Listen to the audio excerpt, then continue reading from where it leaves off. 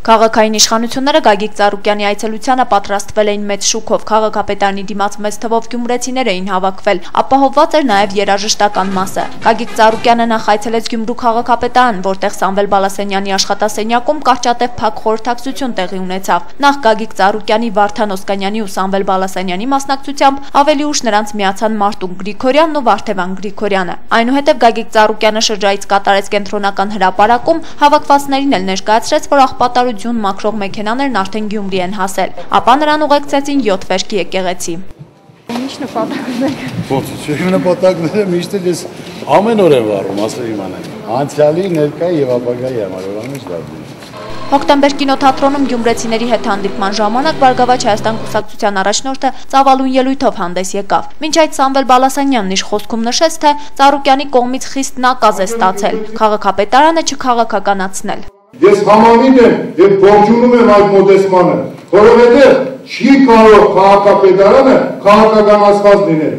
ԲՀԿ առաջնորդն իր ելույթի ժամանակ նշեց, թե կաշխատեն այնպես անել, որ գյումրեցին իր վստահությունն ու հավատը քաղաքական այս ուժի նկատմամբ չկորցնի։ Կարամ անձնապես կորցնեմ ունեցված գումար, բայց ժողովրդի վստահությունը չեմ կորցնեմ։ Ես եկել եմ։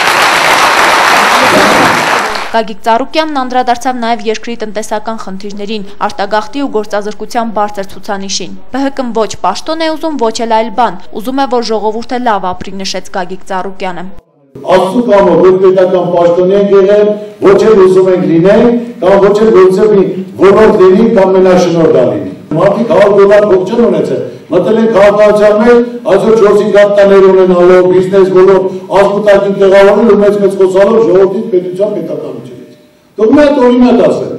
Ապա ԲՀԿ առաջնորդն այցելեց Գյումրու օլիմպիական հերթափոխի մարզադպրոց, որին կից տարածքում կառուցվում է մարզադահլիճ։ Նա հորդորեց շինարարներին հնարավորինս արագ ավարտել շինաշխատանքները։ Վնասվածներ չլինի, երկրորդ տարի մենք արդեն բացումը կանենք աշնանը։ Չնայած որ Բարգավաճ Հայաստան կուսակցության առաջնորդը նշեց, որ քաղաքական հարցերի չի պատասխանելու, այդուամենայնիվ հարցրեցինք, թե ի վերջո առաջիկա նախագահական ընտրություններին ինչ ձևաչափով է մասնակցելու Բարգավաճ Հայաստան կուսակցությունը, ունենալու է սեփական տեխնացու թե ոչ։ Ուրեմն կողմնորոշումը դուք բոլորդ կլսեք, բոլորը մենք ասել ենք, բոլոր դա ժամանակի հատվածում կլինի, մենք չենք շտապում, ամեն ինչ լավ կլինի։ Ուրեմն ես ասացի, որ շուտով բոլորը եւ հանրությունը եւ ժողովուրդը եւ դուք տեղյակ կլինեք։ Մի շտապեք։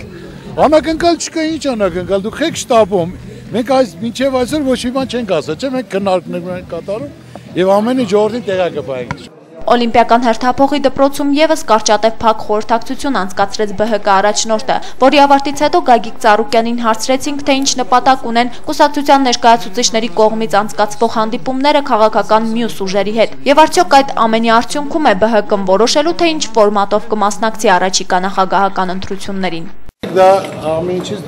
արդեն կդուք ինչ նշանակություն ունի։ Հերմինե Մկրտչյան, Համբարձում Պապոյան, Գալենյուս։